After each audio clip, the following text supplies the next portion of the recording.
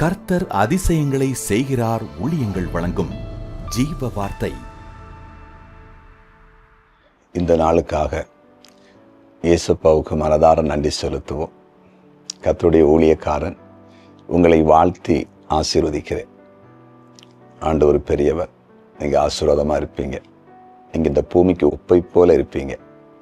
இந்த பூமிக்கு வெளிச்சத்தை போல இருப்பீங்க. அநேகருக்கு நீங்கள் ஆசீர்வாதம் இருப்பீங்க.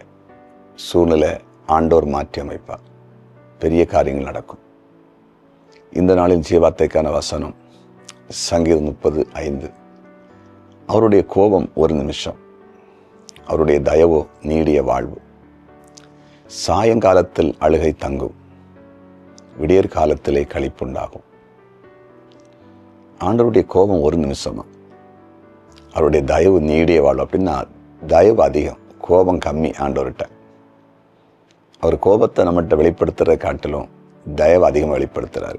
ஏன்னா அவர் நம்ம செய்கிற தவறுக்கு கோபத்தை முழுசாக காட்டினார்னா நம்ம யாருமே உயிரோடு இருந்திருக்க முடியாது. ஏதோ சில நேரத்தில் அந்த கோபத்தின் வெளிப்பாடாக சின்ன சின்ன தண்டனைகளை கொடுத்து நம்ம சரிப்படுத்துறாரு. தயவு அதிகமாக இருக்கனால தயவு பாராட்டி நம்ம இந்த பூமியில் நடத்துகிறார். நம்ம எல்லாருமே அப்படி தான் நடத்தப்படுறோம். அது மட்டுமல்ல, சாயங்காலத்தில் அழுகைன்னா விடியற் காலத்தில் கழிப்பான். அப்படின்னு என்னது? அழுக கொஞ்சம் நேரம்தான், உடனே கழிப்பை உண்டாக்கிறார். சில நேரத்தில் நமக்கு அழுகிற சூழ்நிலை மாதிரி வந்துடுது. கண்ணீர் வடிக்கிற அனுபவத்துக்குள்ள நம்ம போகிறோம். திடீர்னு சில பிரச்சனைகளை சந்திக்கிறோம். எதிர்பாராத விதமாக சில நெருக்கடிகள் வந்து விடுகிறது. அது எதிர்பார்த்தா இல்லை. சில நேரத்தில் நம்ம நினைப்போம், இந்த விஷயத்தில் ஒரு பிரச்சனை வர வாய்ப்பு இருக்குது, சமாளிக்கணும் ஆயத்தமாகும். ஆனால் சில பிரச்சனைகள் எதிர்பாராத விதமாக வந்து விடுகிறது.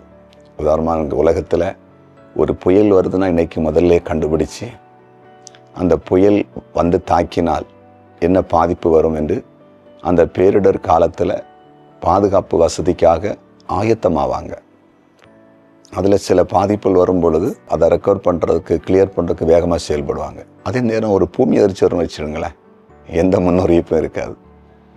பூமி அதிர்ச்சி வருதுன்னா வந்த பிறகு தான் கண்டே பிடிப்பாங்க. இத்தனை ரிக்டர் அளவுக்கு பூமி அதிர்வு உண்டாயிருக்குது அப்படின்னு கண்டுபிடிப்பாங்க. அதன் பாதிப்பும் கடினமாக இருக்கும். ஏன்னா அது எந்த முன்னறிவிப்பும் எந்த ராடார்லையும் முதல்ல சிக்கிறதுக்கு, எந்த அவங்களுடைய கருவி, அதாவது முன்கூட்டி அறிகிற எந்த சிஸ்டத்துலையும் கொண்டு வரதுக்கு ரொம்ப கடினம்.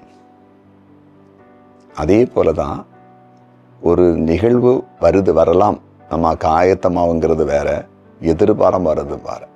அதே போல் நம்ம வாழ்க்கையில் சில பிரச்சனைகள் எதிர்பாராம திடீர்னு வந்துடும்.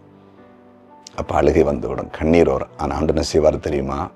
சில நெருக்கடிகள் நமக்கு வந்து கண்ணீர் வடிக்குதுன்னா சாயங்காலம் அழுதா காலையில் கழிப்பான். அப்போ ஒரு நைட்டுக்குள்ளே பிரச்சனை முடியுதாம. இன்னைக்கு நீங்கள் ஏதாவது காரியத்தை அழுது கொண்டு இருக்கிறீங்களா? உங்கள் அழுகையை கழிப்பாக மாற்ற போகிறார், சந்தோஷமாக மாற்ற போகிறார். ஜெபிப்போமா? ஜெபிப்போம். ஆண்டவரே, நீர் நல்லவர், நீர் பெரியவர்.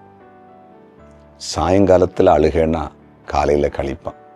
உம்முடைய கோபம் ஒரு நிமிஷமா, உம்முடைய தயவு நீடிய வாழ்வு, அதிகமான தயவு. இன்றைக்கு உம்முடைய வார்த்தையை கேட்ட ஒவ்வொருவரையும் கண்ணோக்கி பாரு. உடைய பிள்ளைகள் மேல் கோபம் இருக்குன்னா அதை மாற்றி தயவை காண்பீங்க. அழுது கொண்டு இருப்பாங்கன்னா களிப்பை உண்டாக்குங்க, சந்தோஷத்தை உண்டாக்குங்க. நீர் அப்படி செய்கிறே நன்றி.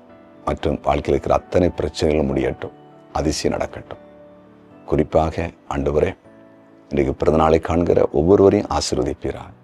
திருமண நாளை காண்கிற குடும்பங்களை ஆசீர்வதித்து மேன்மைப்படுத்தும். கமெண்ட் செக்ஷனில் ஜெப குறிப்புகள் அனுப்பியிருக்கிற ஒவ்வொருவருக்கும் அற்புதம் செய்யும். நீர் அப்படி செய்கிறேன் நன்றி. இயேசுவின் நாமத்தில் பிதாவே.